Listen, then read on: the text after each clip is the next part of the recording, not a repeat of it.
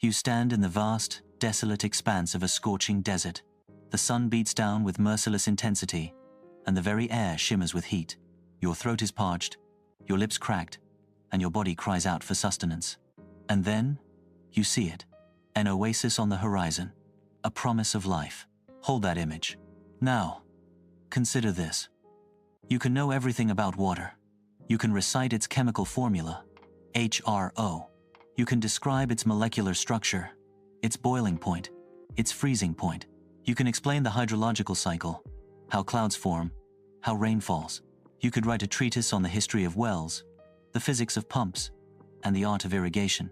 You could even know where the water is, right there, in that oasis. But if you never take a single sip, if you never allow that life-giving liquid to touch your tongue, to flow down your throat, to hydrate your desperate cells, you will die of thirst in the desert. And the same is true for bread.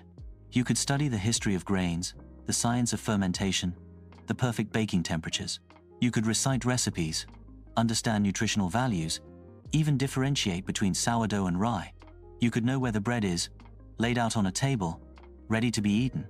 But if you never break off a piece, never taste its substance, never allow it to nourish your starving body, you will die of hunger in the desert. My beloved friends, we are here today to confront a dangerous, soul-crushing reality that far too many in the church, and indeed, far too many in this world, are falling victim to. We are dying of spiritual thirst and hunger, not because the well is dry or the bread is absent, but because we are content with merely knowing about God, instead of truly knowing God.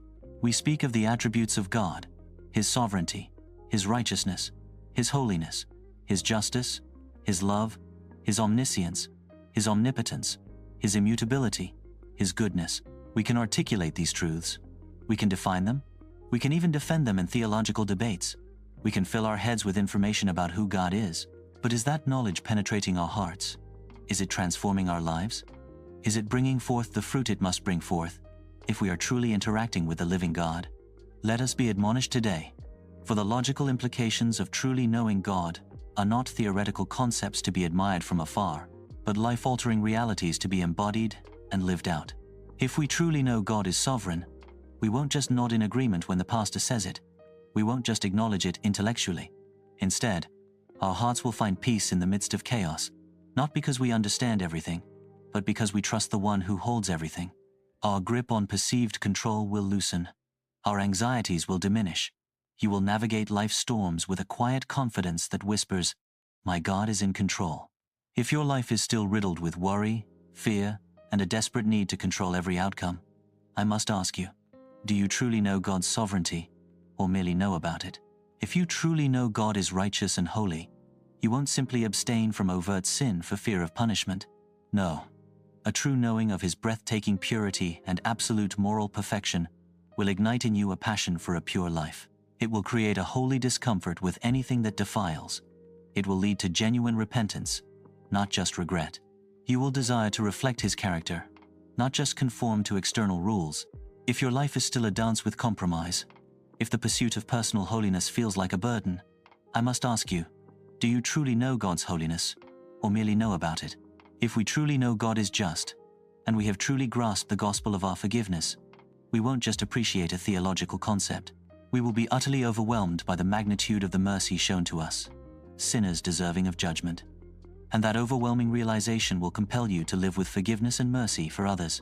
You will cease to hold grudges, to harbor bitterness, to demand payment from those who have wronged you. You will be quick to reconcile, just as God was quick to reconcile with you through Christ. If your heart is still hard, if you struggle to forgive those who have hurt you, if vengeance simmers beneath the surface, I must ask you, do you truly know God's justice and the depth of His gospel, or merely know about it? Consider these vital attributes as well. If we truly know God's love, agape, we won't just sing songs about it. We will experience it as a transformative force that breaks down our self-centeredness and compels us to live selflessly and sacrificially for others. It will enable us to love the unlovable, to serve the underserved, to give when it costs you. If your life is still primarily about you, your needs, your desires, I must ask you, do you truly know God's love, or merely know about it? If we truly know God is omniscient, all-knowing, we won't just be impressed by His intellect. We will live with authenticity, knowing that every thought, every motive, every hidden desire is laid bare before Him. And paradoxically, this complete knowing will bring immense comfort, because He knows you fully and still loves you deeply. There's no need to pretend. If you still wear masks, if you fear being truly seen, I must ask you, do you truly know God's omniscience, or merely know about it? If we truly know God is omnipotent, all-powerful, we won't just marvel at His creation. We will approach life with a profound sense of boldness and faith. You will pray audacious prayers. You will step out in obedience even when the path is unclear, confident that nothing is too difficult for Him. You will fear God alone, not man or circumstance. If you are paralyzed by fear, if your faith shrinks in the face of obstacles, I must ask you, do you truly know God's omnipotence, or merely know about it? If we truly know God is immutable, unchanging, we won't just find it an interesting theological point. You will find stability and hope in a world of constant flux. His promises will be your anchor, His character, your unshifting rock. Your hope will not be based on the fleeting trends of culture or the reliability of human beings, but on the unwavering nature of the God who is the same yesterday, today, and forever. If your hope is fragile, easily dashed by every new challenge, I must ask you, do you truly know God's immutability, or merely know about it? My friends, the desert is real. The spiritual hunger and thirst for genuine intimacy with God are palpable. We cannot afford to be content with mere information. We cannot survive on theological facts alone. The difference between knowing about God and truly knowing Him is the difference between death and life. It's time to stop admiring the water from a distance and take a drink. It's time to stop studying the bread and start eating it. How do we move from knowing about to truly knowing? Engage with His Word, not just read it. Let the Scriptures penetrate your heart and mind. Meditate on who He reveals Himself to be. Allow His attributes to settle deep within your spirit. Read Holy Writ on a day of fasting, Jeremiah 36 verse 6.